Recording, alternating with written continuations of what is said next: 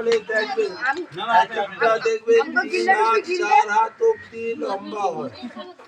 সাপটা তবে দেখুন যে কোনো গাছে থাকলেও আর চেনা যাবে না, গাছে থাকলে লতা পাতার সঙ্গে থাকে, কিন্তু সাপটা তবে দেখুন গাছ থেকে লাফিয়ে যায়। লোকে মনে করে গাছ থেকে উড়ে গেল, কিন্তু গাছ থেকে উড়ে না বাবু, লাফিয়ে যায়। এর নাম হলো আপনাদের লাউডোগা সাপ। কত লোক বলে লাউডোগা, কত লোক বলে উড়ন্তি সাপ, হ্যাঁ, কত লোক বলে আপনাদের মোরপঙ্খী সাপ। সাপ হলো বাবু একই, নাম হলো অনেক। সাপ দেখো বাবু যাকে বলা যায় আপনাদের, হ্যাঁ,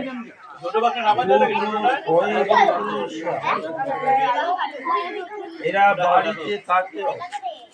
তবে দেখুন এই সাপ আরো বড় হবে, লাউডোগা সাপ।